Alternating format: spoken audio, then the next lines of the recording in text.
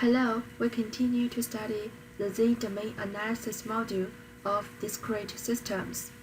Today, we start the sixth part, Z-domain analysis method for discrete systems.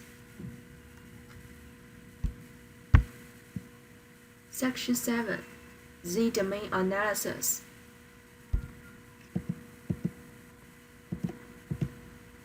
We know from the previous study the mathematical model describing the discrete time system is the difference equation. Solving difference equations is what we analyze for discrete time systems. It is an important way. Solve the difference equation using the analysis method of Z-transform. The main advantages are as follows. One can transform the difference equation through Z-transformation into the form of an algebraic equation. Then it means that the solution of the time domain convolution is converted to the frequency domain, which is the form of the product of the Z-domain. In the process of finding the inverse Z-transform, through partial fraction expansion, the solution process is changed to the process of looking up the table. It is very simple. Then, in the whole Z-transformation solution process, the initial state is automatically introduced. It is very convenient to solve.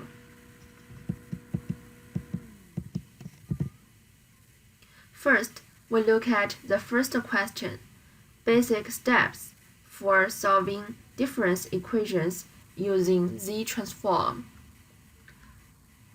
First, unilateral Z-transformation of difference equations. That is, the analysis is based on the nature of displacement. According to the Z-transformation equation, get the expression for response y of z. The third step is to inverse the Z transformation of the expression of y of z. Get the time domain solution y of k.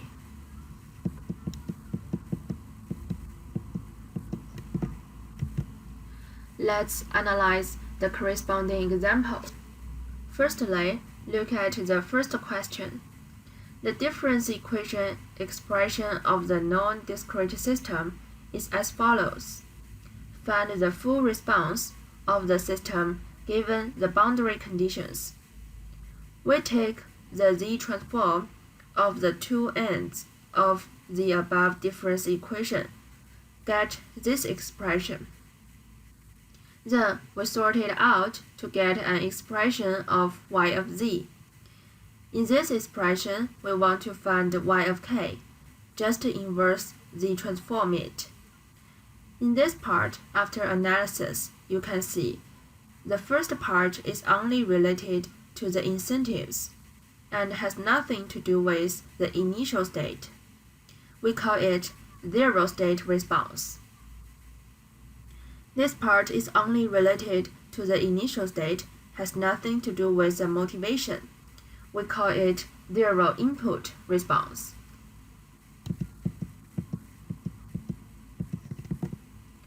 If you want to find the zero state of zero input separately, we only need to solve the inverse Z-transform for the corresponding part.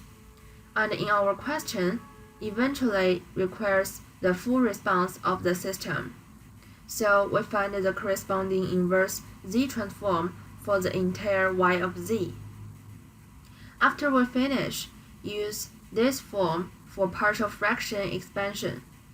There are two poles, so it expands into two parts.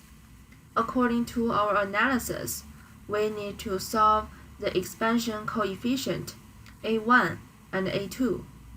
After solving, it is 0.15 and 0.45. Therefore, we put the expression of y of z as follows.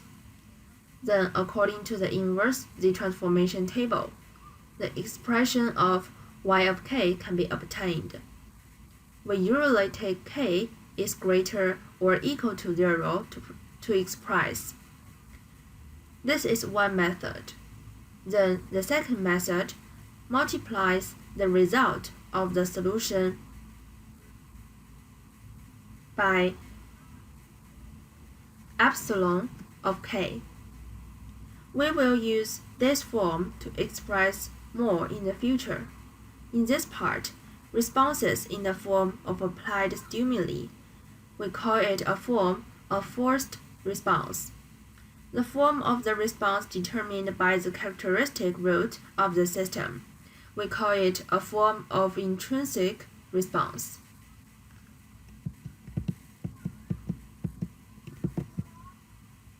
The second big problem is to analyze the concept of system function. First of all, what is a system function? We define the system function h of z as follows. The ratio of the zero-state response of the system to the z transformation of the excitation. We call it the system function. According to this expression, we can see we take the form of zero-state response, z transform. It can be written as the product of the z function of the system function and the excitation. We can contact the previous time domain convolution theorem to see. The system function here is exactly what we introduced earlier, the form of the z transform of h of k, that is, the transformation corresponding to the unit sequence response.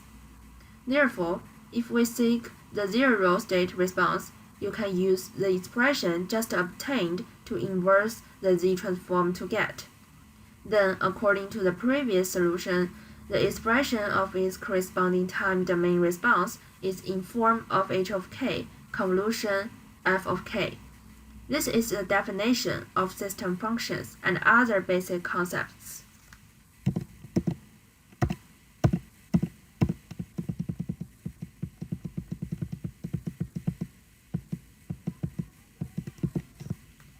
In practice, what are the applications of system functions?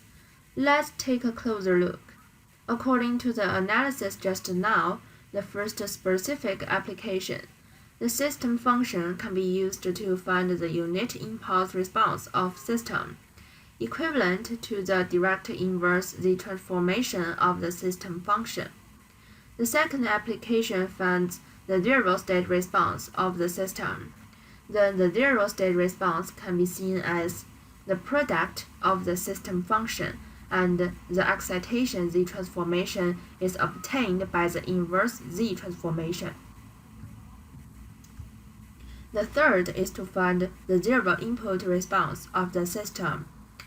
We can refer to the definition of the system function, use its pole to get its corresponding characteristic root, so that the form of the zero input response can be determined. That is, the pole of the system can be determined. The form of the system's zero input response. The fourth application, we can determine according to the system function. Specific expression of difference equation. According to the analysis above, we can see ratio of numerator and denominator coefficient of system functions. It just reflects the coefficient structure of our difference equation. The coefficient structure corresponding to the denominator reflects the coefficient form in response here. The part of the numerator b of z corresponds to the form of the coefficient of excitation here. Therefore, the form of the difference equation can be derived from the system function. The last application can use system functions, solve the system frequency response function. Then, according to the relationship between the Z transform and the corresponding frequency response function, to get the corresponding expression of h of g omega. Then for discrete systems, in other words, get the expression of h of e to the power of g omega. The corresponding expression can be written in this form. This is what we actually do. The main application to find the frequency response characteristics of the system. System function in our system solution has a very important role.